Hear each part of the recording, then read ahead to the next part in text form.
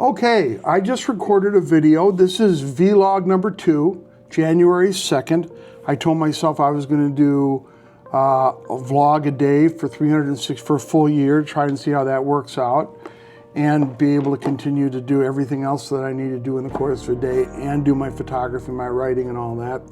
I realize that's been pretty aggressive considering it took me almost 4 hours last night on my first vlog to be able to make it and then get it up on YouTube. I was up until about 1 o'clock in the morning doing that, so I may have bitten off a little more than I can chew, but not every vlog is going to be 30 or 40 minutes either. So I want to tell you a little bit more about myself. I'm a photographer. I've been a writer since I was a kid. I always viewed life through the eyes of a writer, I thought. I always viewed experiences and being able to meet new people and really get out there and experience life. I always put a premium on that because I thought it would add to my ability to be able to be a good writer and somebody who could express themselves well artistically.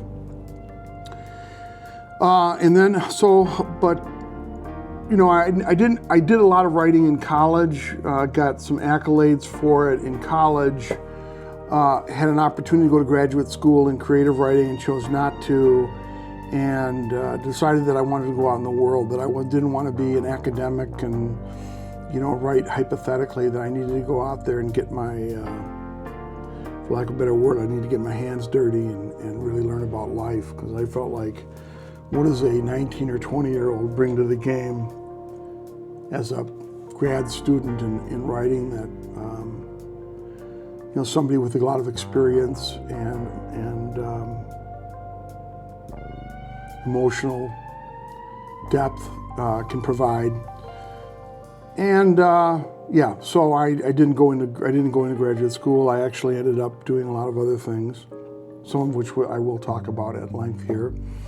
But in any case, I did a lot of writing after I left University of Minnesota, where I was going to school, and I ended up going up to St. John's in Collegeville, Minnesota for a couple of years in a monastery, and that's a story for another time. But I did a lot of writing up there as well and continued to write when I got down here, and then I got busy with life, trying to pay bills, got married, had kids, got divorced, had to put food on the table, all those things.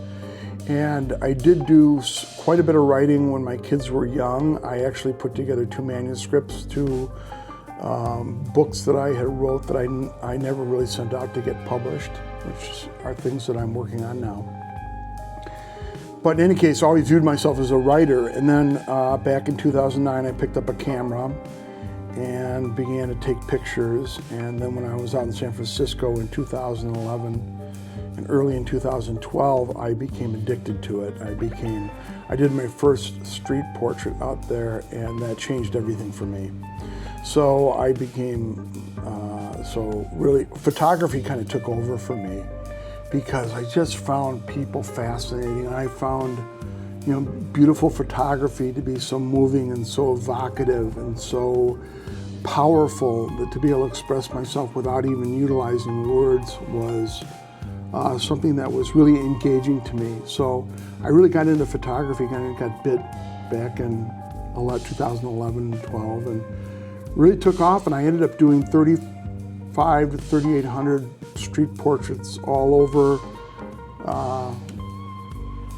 quite a bit of the world. I ended up in different countries shooting street portraits and shooting them all over the United States, and really putting together a lot of street portraits that I really enjoyed doing and that really spoke to me, and I got to know people. I really began to develop a powerful interest in people's stories and faces that told stories, and faces that and people that had these really magnificent stories. Some very tragic, some very painful, some very beautiful, and usually all of them a mixture of some of that, and that was true for me too. So my photography, when I began to get into it and began to do street portraits, I really began to give myself over to it, and it became a compassion and a artistic endeavor of mine, doing street portraits and a lot of other things. And it really was a powerful way of me connecting with people, and to be able to tell stories and be able to convey deep emotion and thought without writing.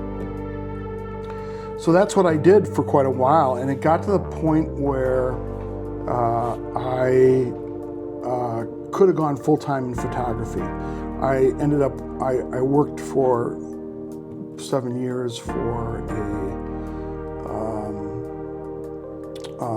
a global company headquartered out of Milwaukee in a sales and business development job, and was fairly successful in that job. And there was a time when I was taking on so much side work doing corporate headshots because I had learned how to use strobes. I had really really dug into everything on YouTube that I could about photography, and learning how to use lighting and learning how to do things, and became very serious about it. Ended up buying a lot of lighting and strobes and things like that, and got asked to do weddings and did some of those, and did a lot of corporate media things, and also a lot of corporate headshots, a lot of events and things. So it ended up to the point where I was doing so much side work with that I saw that if I really cranked it up a couple notches, I was doing 30 or 40 senior portraits for high schoolers in the fall, at $200, $300, $400 a clip, that I really saw that there would be a possibility that I could do this as a full-time job. And I really contemplated it. I almost took the leap and did it. But what stopped me was that, what I found out was that when I was using my camera that much to do work for other people, I was picking it up less and less to be able to do the kind of artistic work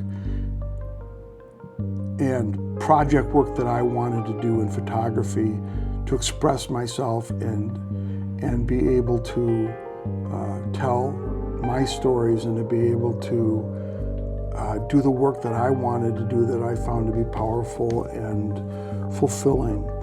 And that's really what stopped me. I decided, you know what, I'm going to stop doing all this stuff on the side. I'll take a few senior portraits to pick up a couple, to pick up enough money to buy a couple of lenses or something like that. But I won't be doing any more weddings. I'm not going to be doing a lot of events. I'm going to cut down on corporate headshots and seniors and all that stuff.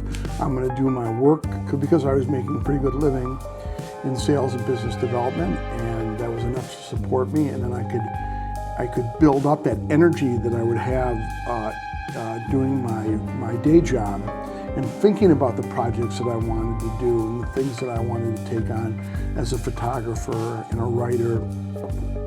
I didn't want to lose that momentum, and sure enough, when I made that decision and just focused on my full-time job and then doing my photography for myself on the side, turned out to be a really good decision for me, at least.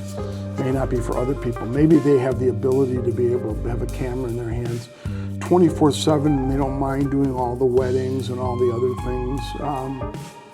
But for me, I found it very draining, and the last thing I wanted to do was pick up my camera when I had spent all my weeknights and my weekends doing that work. Maybe I would have felt differently if I wasn't working as a professional full-time.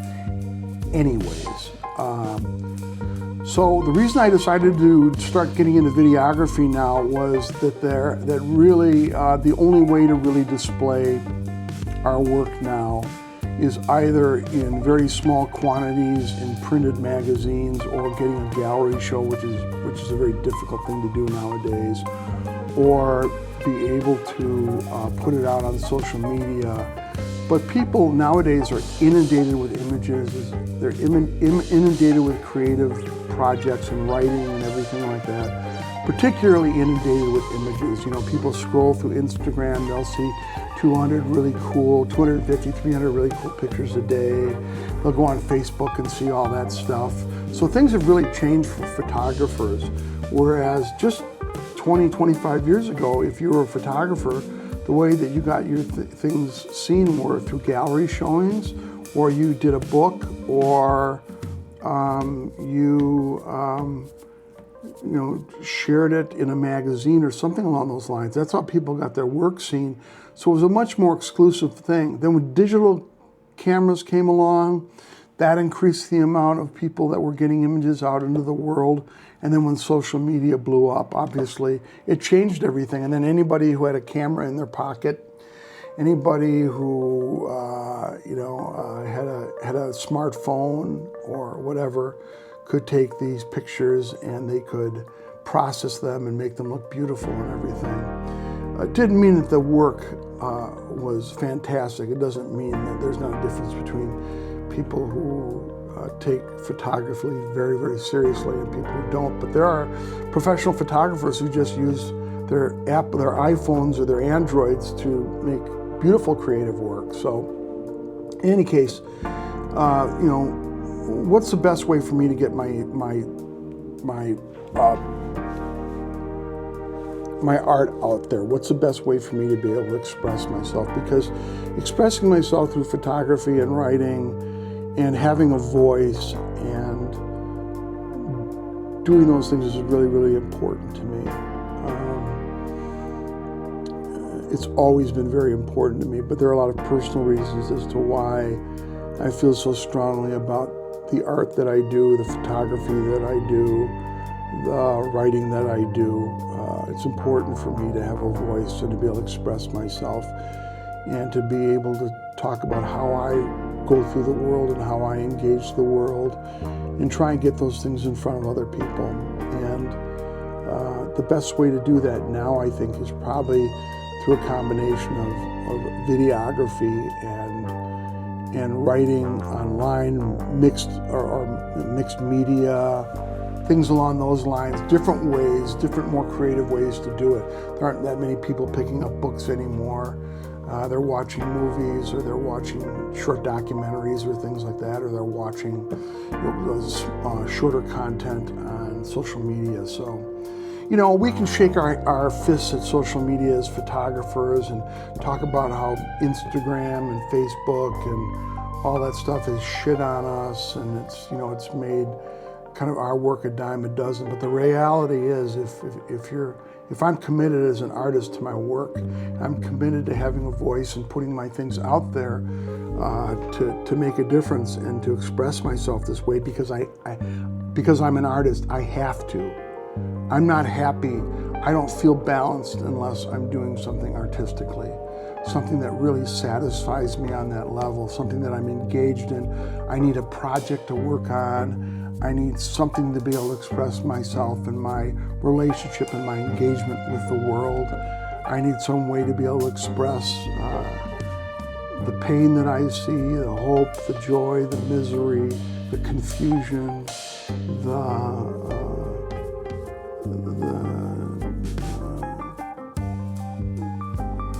the way that things come and go, how short life is, how sweet life can be, how bitter it can be.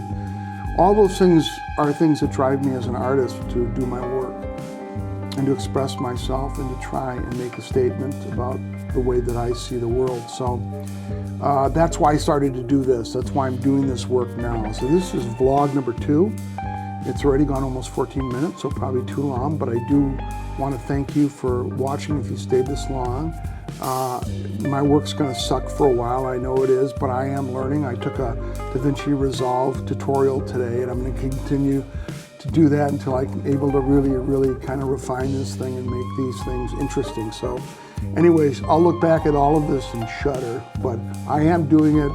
Day 2, 365 vlogs in a year.